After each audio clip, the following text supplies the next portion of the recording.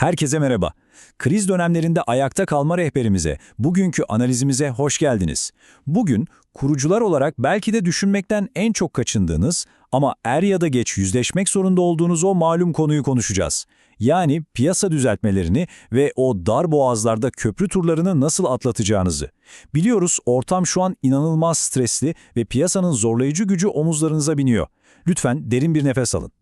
Kesinlikle öyle. Ama panik yapmaya hiç gerek yok çünkü bu fırtınayı atlatmak için yapılandırılmış son derece pratik ve mantıklı bir yol haritamız var. Bugün burada sadece sürece ve asıl çözüme odaklanıp omuz omuza sakin kalacağız.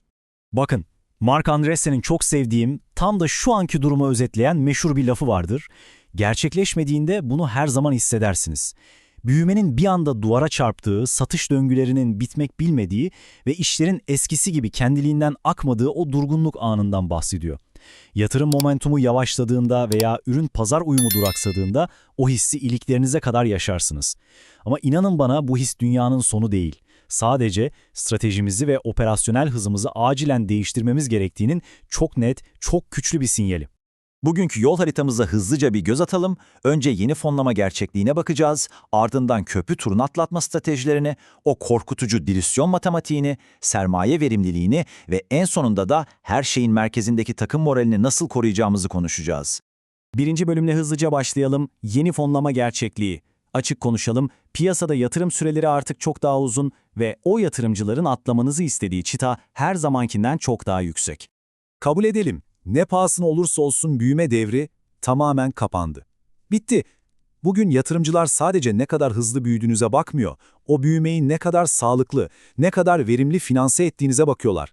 Ve asıl sarsıcı olan şu, zaman çizelgeleri inanılmaz uzadı. Düşünsenize bir tohum turuyla seri A yatırımı arasındaki ortalama süre artık 2 yılı aşmış durumda. Dile kolay, 2 yıldan uzun bir süre. İşte bu yüzden elinizdeki o değerli nakdi çok daha uzun süre korumanız ve dünden çok daha dayanıklı olmanız şart. İşin boyutunu anlamak için şu rakamlara bir kulak verin. Erken aşama turların tam %40'ı artık köprü turları olarak gerçekleşiyor. %40! Bu oran risk sermayesi ekosisteminde tarihi bir zirve. Startuplar yeni ve daha yüksek değerlemeli o büyük tura çıkmadan önce hayatta kalma sürelerini uzatabilmek için adeta çırpınıyorlar. Kısacası eğer şu an zorlanıyorsanız yalnız değilsiniz. Ekosistemin neredeyse yarısı sizinle aynı köprüden karşıya geçmeye çalışıyor. İkinci bölüm, köprü turunu atlatmak. İşte işin can alıcı noktalarından biri. Sermaye boşluğunu aşarken karşımıza çıkacak o gizli risklere ve tuzaklara çok dikkat etmemiz gerekiyor. Buradaki en büyük tuzaklardan biri hiç şüphesiz safe yığınlamasıdır. Yani farklı değerleme üst sınırlarına sahip birden fazla safe sözleşmesini peş peşe üst üste yığmak. Kabul ediyorum, o an nakide sıkıştığınızda hızlı ve çok kolay bir çözüm gibi görünebilir. Bir nevi can simidi gibi. Ama asıl kabus gibi olan matematik ileride başlıyor. Tüm bu sözleşmeler asıl fiyatlandırılmış turunuz olan seri A'da hisseye dönüştüğünde karşınıza çıkacak olan seyreltme oranı tek kelimeyle şok edici olabilir. Günü kurtarayım derken farkında bile olmadan kendi şirketinizin kontrolünü büyük oranda masada bırakıyor olabilirsiniz. Bu da bizi doğrudan 3. bölüme getiriyor, dilüsyon matematiği. Peki, böylesi stresli bir ortamda kendi şirketinizdeki mülkiyetinizi, payınızı tam olarak nasıl koruyacaksınız?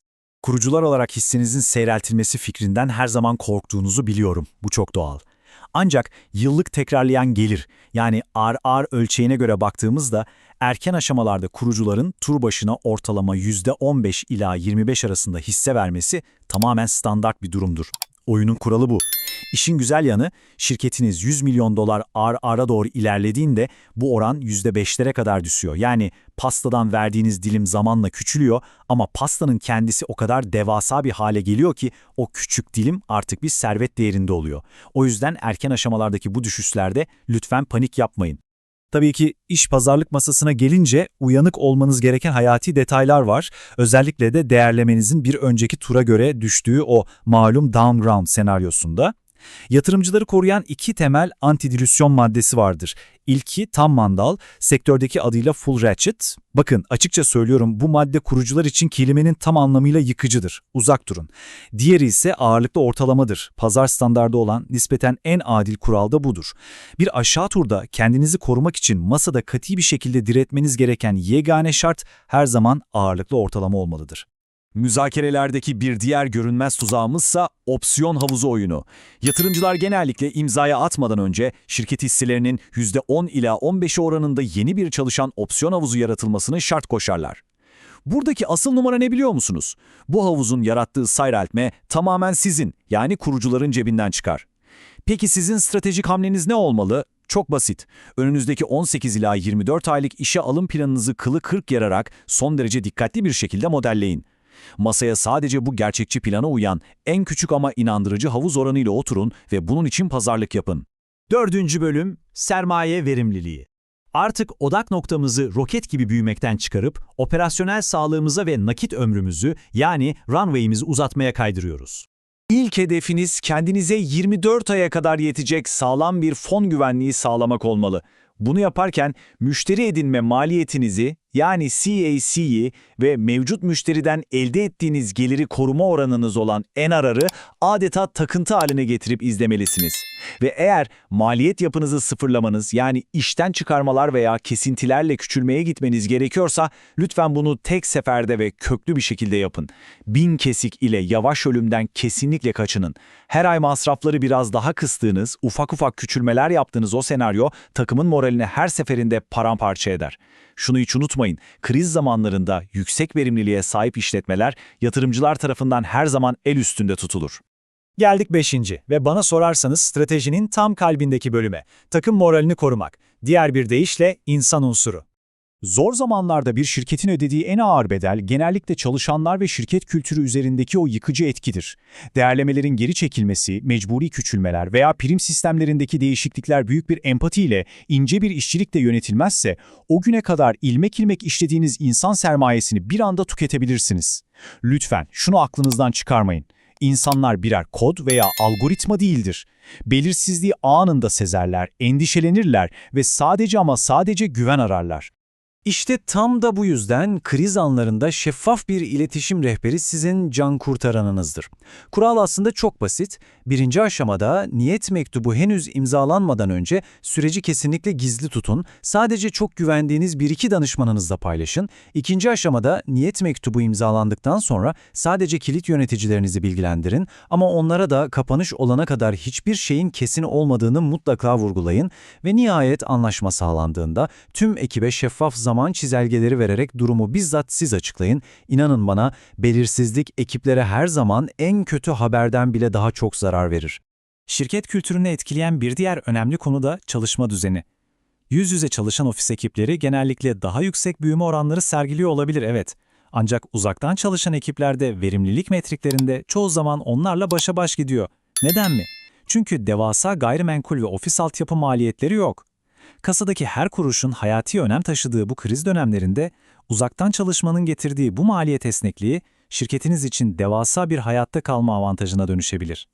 Tabii ki fırtınalı sularda gemiyi yöneten kaptanın, yani en tepedeki liderliğin doğası da değişmek zorundadır. Kurucular lütfen her işe koşturup her şeyi tek başınıza çözmeye çalıştığınız o kahraman moduna girmekten kaçının. Fon eksikliğini asla ama asla takımınıza karşı bir suçlama, bir mazeret aracı olarak kullanmayın. Sizin ve ekibin o değerli enerjini emen kronik negatif insanları sistemden acımadan filtreleyin. Çünkü şu an en çok ihtiyacınız olan şey momentumunuzu, yani ileriye gidişinizi korumaktır. Ve her ne olursa olsun güçlü ve birleşik bir cephe oluşturarak ürün geliştirme hızınıza sadık kalın. Ve bu derinlemesine analizin sonuna gelirken aklınıza kazımak istediğimiz çok kışkırtıcı bir soru var. Siz sadece kağıt üzerinde yüksek bir değerleme rakamı için mi bir şirket inşa ediyorsunuz, yoksa yıllara meydan okuyan kalıcı bir işletme kurmak için mi? Eğer bütün amacınız sadece o değerleme rakamıysa bu dönem sizi gerçekten pes ettirebilir. Ama kalıcı olmak, bir iz bırakmak için buradaysanız en başa dönün ve o ilk gün bu işe neden başladığınızı hatırlayın. Yapılandırılmış, mantıklı adımlar atın ve bu fırtınayı dünden çok daha verimli, çok daha güçlü bir şirket olarak atlatın. Bizimle birlikte olduğunuz ve vakit ayırdığınız için çok teşekkürler, hoşça kalın.